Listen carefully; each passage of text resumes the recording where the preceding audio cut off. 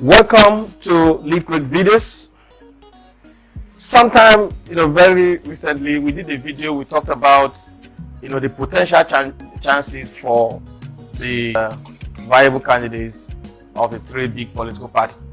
And recently, we have been hearing a lot of talk about, a runoff election. So in this video, we want to quickly talk about what is a runoff election. What is a runoff election, and how will it happen in Nigeria? Because from history we could tell that we have not had a runoff election in Nigeria. But let's go into the video. Don't forget to share this video to Nigerians, to the youth in particular, so that we are readily aware of what is expected in this coming election, because it's very important that we are aware. The more many of us are aware of what is required in this election, the more we are better prepared to protect our votes, because this coming election is a watershed moment in the history of this country. We're going to get it right this time, and we're going to get it right. No room for any form of mistake in picking or choosing who the cap fits in this election. So hey, and welcome to the Lead Quick video. Like I said in our previous video, we analyzed the chances of the most viable parties and their candidates for this general election.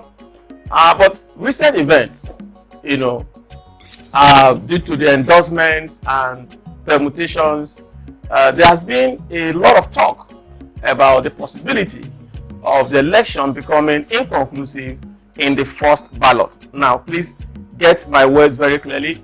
Inconclusive in the first ballot. That is not to attribute what I'm talking about here to the previous inconclusive elections that we have had in the past. Now, this is because winning the election in Nigeria is not just about getting most of the total votes.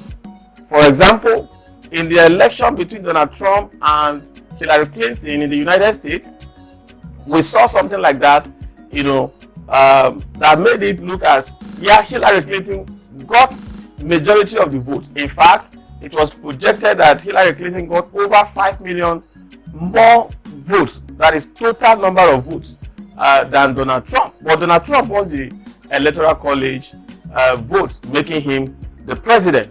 So also, the Constitution of the Federal Republic of Nigeria provided for a unique requirement for winning election in Nigeria that seeks to ensure that successful candidates at the national and state levels can win with the broad level of support across the state or across the country, as the case may be, that is needed, that is required to govern effectively.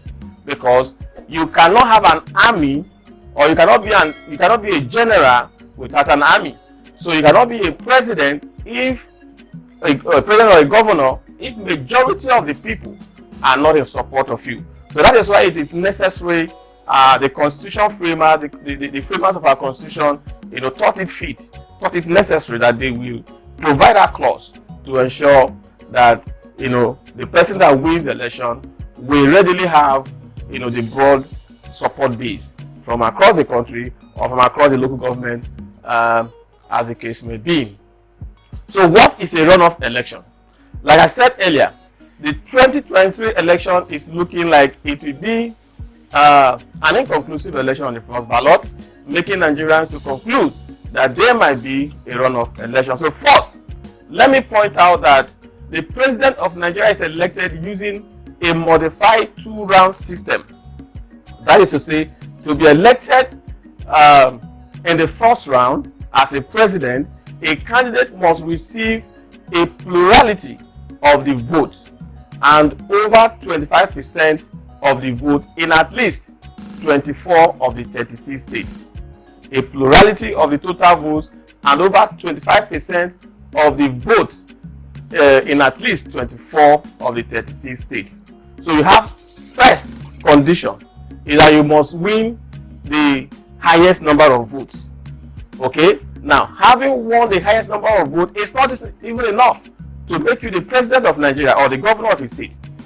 That is one hurdle that you must cross. The next hurdle is that you must win at least, the vote in at least, you must win 25% of the vote in at least 24 of the 36 states of the federation for you to become the president.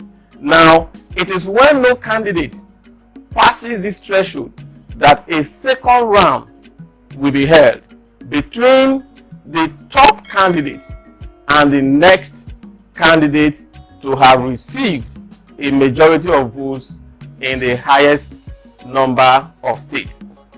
So, a runoff election is typically the second round of elections held to determine a winner when no candidate in the first election meets the required threshold for victory. Runoff elections can be held for both presidential and governorship elections, like we have pointed out before. Now, when does a runoff election occur?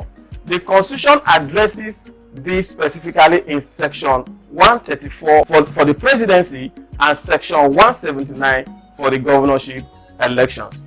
While the first requirement is getting the most votes, the second requirement involves receiving 1/4, that is 1 out of 4 equal parts of the vote, from 2/3, 2 out of the 3 equal parts of all constituency units. In a runoff election, 2 candidates will advance to the next stage. The candidate with the most votes and the candidate with the majority of votes in the highest number of states. Here is something that we must watch out for. Okay, the candidates with the most votes on one side and the candidates with the candidate that won the most number of states. These are the 2 candidates that will proceed to a runoff election. Now, we must understand this is very critical because we are seeing a pattern where the APC, the PDP claims to be a more national party, and therefore they consider the Labour Party as not a very good, not to have a very good chance of winning election, because to them the Labour Party is not all that a national party. They don't have a broad base across the country. So, but what we are now seeing is that even if the Labour Party does not have a broad base, for instance, we're just making an instance here, okay, of across the country, if Labour Party can win, the highest number of votes, okay, and not winning the highest number of states, it makes the Labour Party candidate a viable candidate to go into a runoff election. So what Labour Party needs to do now, or any other party for that matter, to be concrete sure that they can proceed to the next stage of the election if we do not have a winner in the first ballot, is to ensure that you have the highest number of votes or you win the highest number of states. Okay, now the second candidate might not necessarily have the second most votes, but perform strongly enough in enough states. So that is the point we're trying to bring out here. There are provisions for 2 runoff elections. Okay, there are provisions for 2 runoff elections. So we could see a pattern where we have the first election and there is no winner. We'll go into a first runoff election and there is no winner. Then the constitution is saying that we could have another set of a runoff election. So the first still requires, that is the first runoff still requires the winner to receive 1/4 of the votes in at least 2/3 of the states in the federation or local government in the case of states. However, if no candidates can deliver on that point, the next election is won by whoever has the most votes. So you see it now. So the first round of election requires, the winner having the most votes from the most states. Now, if no candidate is able to achieve that, the second round of election removes every form of threshold and leave only the threshold of having the highest number of votes in the election. So, do we have a pattern of runoff elections in Nigeria? Like we said before, no Nigerian presidential or governorship election has advanced to a runoff election. Most supplementary elections have been reruns, reconducting the election in areas that saw the contest disrupted or affected in the preceding election, especially where the margin between the two top candidates was less than the number of votes in that area. Recent examples include the keenly contested governorship election in Kano in 2019 and Osun in 2018. However, the closest case to a runoff election was in 1979, where the major candidates were representative of the major ethnic groups, and their expected strong performance in the regions added to the contention of that election cycle. Now, don't forget, we have shared a video here. You can see, check our videos. You see the video where we try to analyze the election cycle, and we trace the pattern to 1979 election, showing us that there seems to be a pattern whereby the voting blocks from the 6 regions that make up the country will flow through a similar pattern like we had it in 1979. And we also did an analysis where we informed you that the North Central is going to be the deciding factor in this coming election. So you may do well to check out those videos and get yourself more acquainted with the analysis of this coming election. Now, how does INEC prepare for runoff elections? This is another question I want to answer in this video. How does INEC prepare for runoff elections? INEC will prepare for the runoff elections by distributing new ballot papers and other electoral materials to the respective polling units across the country. The necessary logistical and personnel arrangements like security, ad hoc staff, and other materials will also be deployed for the runoff elections. Another question is, how soon after the main election will a runoff election hold in Nigeria?